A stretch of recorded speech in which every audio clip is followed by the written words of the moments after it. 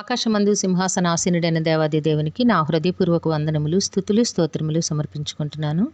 అందరికీ శుభోదయం. ఈ దినాన మహోన్నతుడైన దేవాది దేవుడు నీ కొరకు సిద్ధపరిచిన వాక్కు.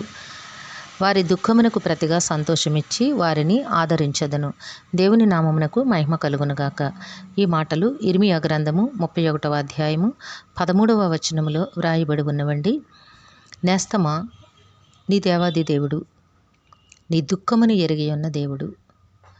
నీ జీవితంలో ప్రతి సంగతిని చూస్తూ నిన్ను తప్పిస్తూ నీకు తన కృపను తోడుగా ఉంచి జీవింపచేస్తున్న దేవుడు ఈ దినాన నీతో ఈ వాక్కును ప్రకటన చేస్తూ ఉన్నారు, మాట్లాడుతూ ఉన్నారు.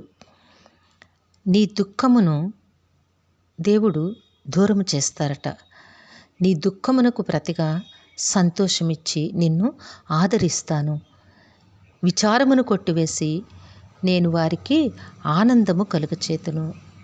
కనుక కన్యకులను, యవనులను, వృద్ధులను కూడి నాట్యమందు సంతోషించెదరు. దేవుని నామమునకు మహిమ కలుగునుగాక. నేస్తమా, దేవుని సన్నిధిలో దేవుని క్రియ కొరకు ఆశతో ఎదురు చూస్తున్న నీ జీవితంలో, నీ కుటుంబంలో దేవుడు మహదానందమును కలుగు చేయబోతూ ఉన్నారు.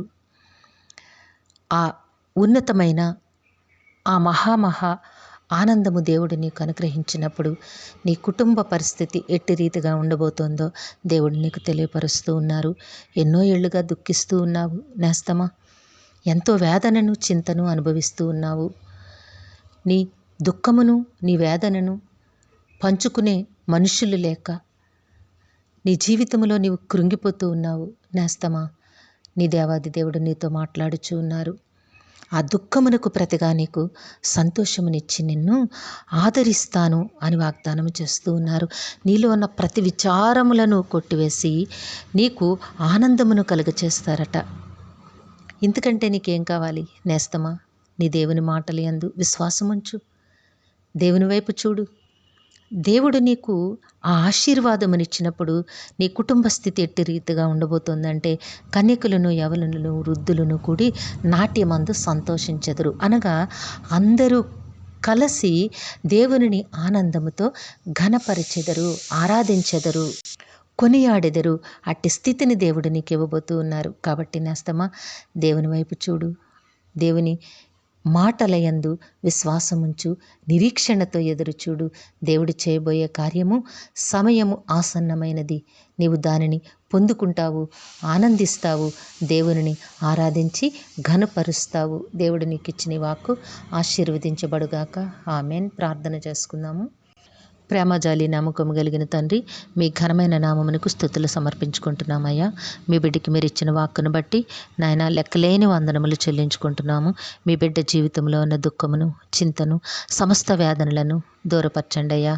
ఆనందమునివ్వండి తండ్రి, ఆదరణివ్వండి.